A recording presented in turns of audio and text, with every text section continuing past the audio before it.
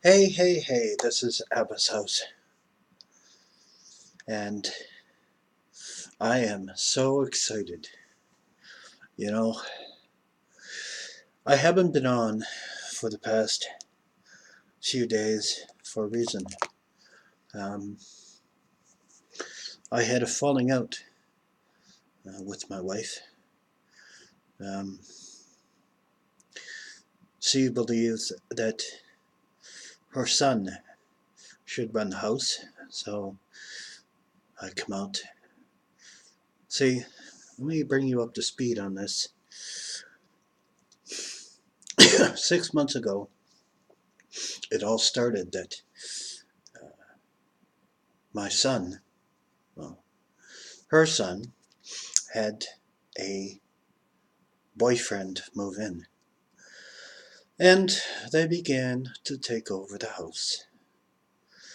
I sat back and let it happen. I didn't say nothing because, I didn't want to make waves because his boyfriend was in an abusive family and we rescued him out of that. So I let it go and let it go until it built up too much. Then I let go on my wife, and she basically, you know, cried in front of me and I made her cry. And I felt bad for that, but I was boiling. My volcano erupted because I didn't talk about my feelings.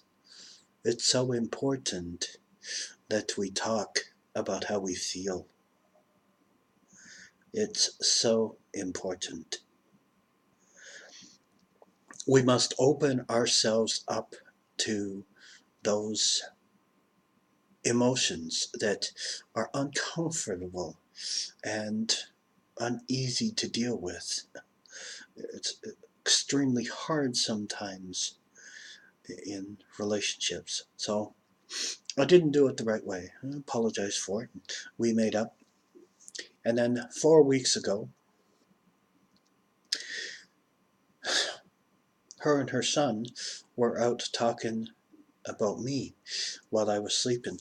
During all this time, they're having family meetings and having things and doing things, and I can't get money to control Blog Talk or do Blog Talk, but yet he can get money whenever he wants.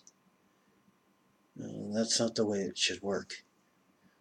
And it made me very upset that he could get what he wanted, but I couldn't get money for my pardon and for my Blog Talk, the ministry. I didn't really think that was fair. So I simply told her it wasn't fair, and that he's not ruling the house anymore. So he got all hiffity huffity and puffity wuffity and went outside and got mad at me for saying my feelings.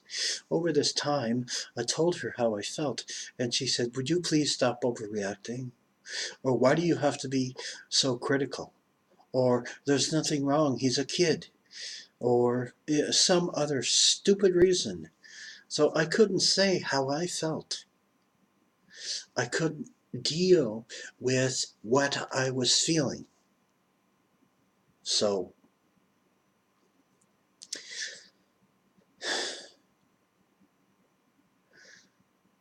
because of that, because I said how I felt in an angry way, they said that I scared them.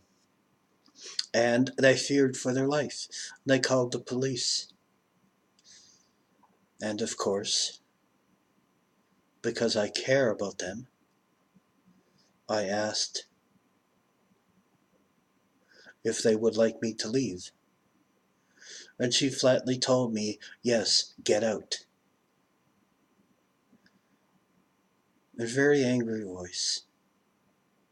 So I spent almost 2 weeks in a shelter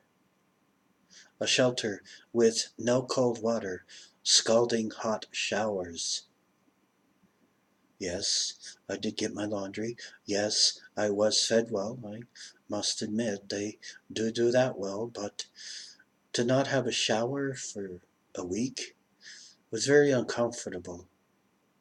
My face, I looked like I had a beard. It was very uncomfortable for me. I don't like being unshaven. It's disgusting. So, lo and behold, thus, here, a friend of mine named Madeline heard or felt from the Spirit that there was something wrong. She asked me, she said, "What's wrong, Kent?" I said, "Nothing." No, what's wrong? I feel there's something wrong. She's very in tune with the Spirit. She has two gifts, the gift of healing and the gift of seeing. So she knew something was wrong. I couldn't tell her any different. So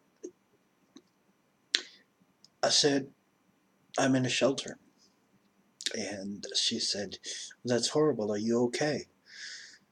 I said, "Yes." And we talked over a period of the 2 weeks. I met my wife. I asked for the photos. All my clothes that I left with a pair of jeans, a pair of socks, 10 underwear, a pair of gym pants, 4 pair of shorts, 5 t-shirts, and 2 golf shirts. That's all I left with. And I said, all I want are my pictures. So she gave them to me on Friday. I proceeded to tell her, how it was and what it was like, and she seemed to be very concerned, my ex-wife. And to my wandering mind, should she say, is, "You fought with Vincent." No, how what I said is fighting. I said how I felt. Yes, it was angry, and I would have apologized for that, but that wasn't good enough. Okay? Instead, she gives him the pictures, throws down a rosary, and says, "Here's your pictures, and there's your blessing." Well, thank you, but that kind of blessing I don't really need, begrudgingly. So I go and call my only friend in the world.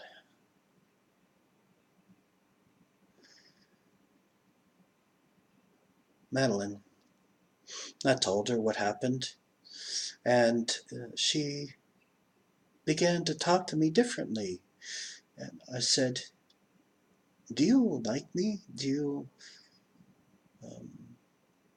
Are you falling in love with me?"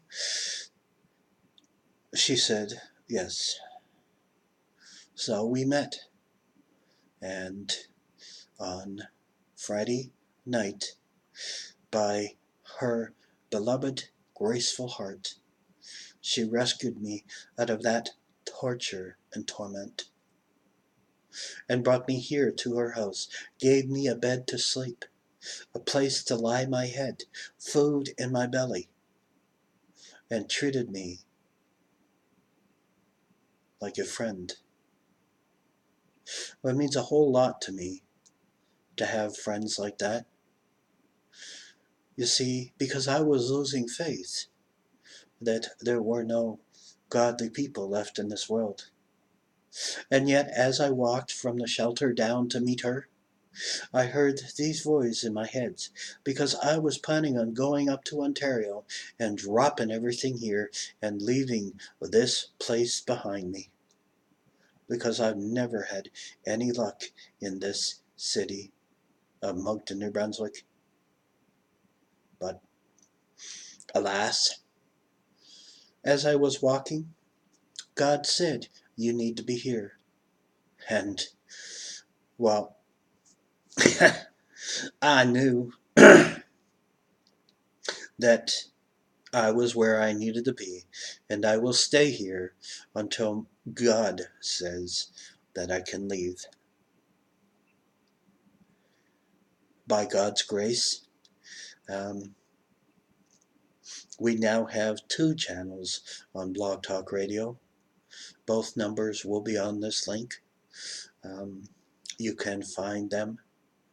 And we're on from 7 o'clock Atlantic Standard Time till 7:30 Atlantic Standard Time, with a half an hour break, and then back on again at 8 Atlantic Standard Time. Please feel free to use the numbers below to call and join in. We have a half an hour show and a 2-hour show.